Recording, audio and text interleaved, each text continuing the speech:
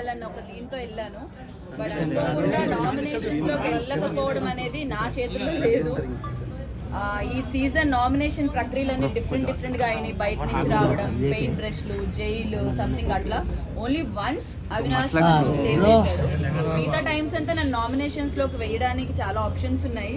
But ఎందుకు వెళ్ళలేదో నా లక్కో లేకపోతే ఏంటో తెలియదు. కానీ ఒకేసారి 14th వీక్ లో నామినేషన్కి వెళ్ళడం వల్ల ఓట్ బ్యాంక్ క్రియేట్ అవ్వకపోవడం వల్ల నేను ఎలిమినేట్ అయ్యానని ఇప్పటికీ నమ్ముతున్నా. బికాస్ నాకేమేది నా కాన్ఫిడెన్స్ ఓన్లీ ఆ ఒక్క టాస్కే కాదు, వెళ్ళిన దగ్గర నుంచి కూడా నా బెస్ట్ ఇస్తూ గట్టిగా ఆడానని నా నమ్మకం. So only of because of vote bank create అవ్వలేదు, ఒక్క వీక్ రావడం అనేది నా డ్రాబ్యాక్ అని నా ఒపీనియన్.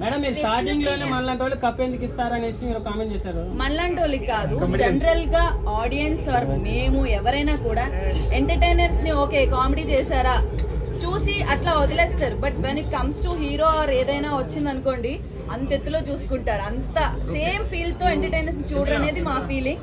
సో మేమేమనుకున్నాం అంటే ఈ వైల్డ్ కార్డ్ లోకి ఎంటర్టైనర్స్ పాయింట్ ఆఫ్ వ్యూ లో పిలిచారు, మనం ఎంత బెస్ట్ ఇద్దామో అంత ఇచ్చి జాగ్రత్తగా ఆడుకొని వెళ్దాం అన్న పాయింట్ లో ఉండే.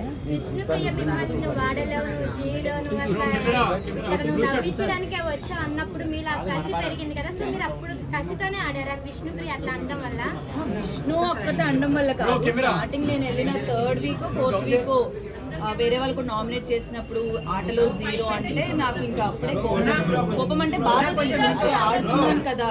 ఈవెన్ ఫిజికల్ టాస్క్లు, సోలో టాస్క్ నేను ఇప్పటివరకు ఆడిని అని ఓన్లీ వినాలేదు, ఒకటే వినాలేదు. సో మీరు ఆడలేరు 0 అన్న దానికి నాకు ఎప్పటి నుంచి అలా బిల్డ్ అవుతుంది. అంటున్నా స్టిల్ అంటున్నారు ఏంటి అదే విష్ణు అన్నదని కాదు, విష్ణు గేమ్ లో నేను తను చాలా అనుకున్నాను.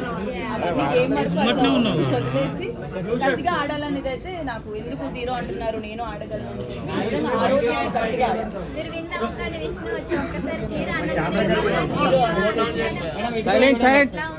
చాలా బాగుంది. బికాస్ నన్ను 0 తనే అనింది ఆ ఫ్లోలో గొడవలో. బట్ ఇమీడియట్ గా నేను గెలవడం అంతసేపు ఆల్మోస్ట్ 2.5 hours అనుకుంటా, బయటకు వచ్చాక తెలిసింది. 2.5 hours పైన నించొని ఆడినందుకు నేను ఇప్పుడు వచ్చే ముందు కూడా విష్ణు అండ్ హౌస్ మేట్స్ అందరూ కూడా ఇట్లా బౌ చేసి చాలా బాగా ఆడావు హోల్ సీజన్. నాట్ ఓన్లీ ఆ టాస్క్ మొత్తం బాగా ఆడవని చెప్పి వాళ్ళు చెప్పి పంపించడం కూడా నాకు నచ్చింది.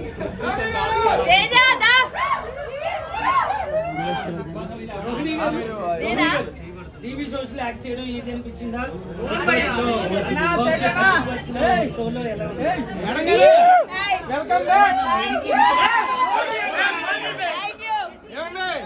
మా విన్నర్ వచ్చిందండి. కంగ్రాట్స్ మేడం, ఎరగేశారు, దున్నేశారు. దీనికి వీళ్ళందరూ సాక్ష్యం. అండ్ ఇది ఈ కెమెరా వెనక ఆడియన్స్ కూడా ఉన్నారు, వాళ్ళు కూడా సాక్ష్యం.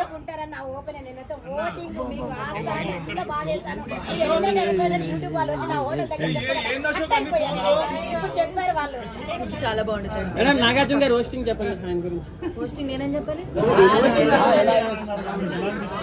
ఇన్ని సీజన్లు చూసారు, ఇప్పుడు ఎలా ఉందని అడుగుతారు. చెప్పాలి ఆడియన్స్. చాలా బాగుంది. అండ్ 2 నిమిషాలు ఆగనా?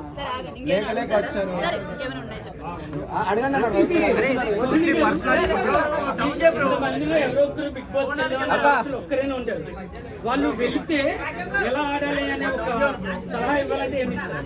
నేను ఎవరైనా బిగ్ బాస్ కి వెళ్తే ఎలాంటి సలహా ఇస్తానంటే, మీరు ఎలా ఉన్నారో అలానే ఉండండి. ఒకవేళ మీ బిహేవియర్ ఎవరికైనా ప్రాబ్లం వస్తుందంటే మార్చుకోవడంలో తప్పులేదు.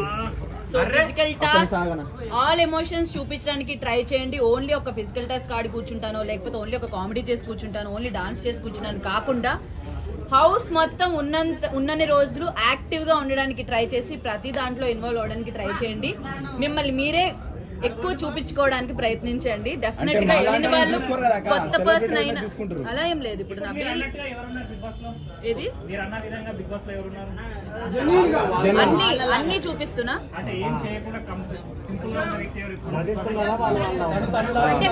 నాకు వాళ్ళెవరూ పర్సనల్ గా తెలీదు. ఇఫ్ నాకు పర్సనల్ గా తెలిసి బయట ఉన్నారు ఇట్లా నటిస్తున్నారని చెప్పగలను. బట్ అందరూ వాళ్ళ పర్సనాలిటీ తగ్గట్టు, ఎందుకంటే మనుషులందరూ ఒకేలా ఉండరు, ఒక్కొక్కరు ఒక్కొక్క పర్సనాలిటీ ఉంటుంది. నేనేం చెప్తున్నా అంటే, ఒకవేళ అది ఆటకి ఇబ్బంది అవుతుందంటే మార్చుకోవడానికి కూడా రెడీగా ఉన్న వాళ్ళు వెళ్ళాలి. ఇప్పుడు మీరు మిమ్మల్ని అందరినీ చూసే నాకు చాలా బెనిఫిట్ అయిందని హ్యాపీ ఫీల్ అవుతున్నా. బికాస్ నేను ఫస్ట్ సీజన్ కి వెళ్ళినప్పుడు ఎవరు రాలే, 4వ వారం అంటే వైల్డ్ కార్డ్ ఏం ఒక ఏంటో వెళ్ళాము లోపలికి అది టేస్ట్ మేడం పృథ్వీకి మీకు పర్సనాలిటీ విషయంలో గొడవ వచ్చింది కదా థ్యాంక్ యూ సో మచ్.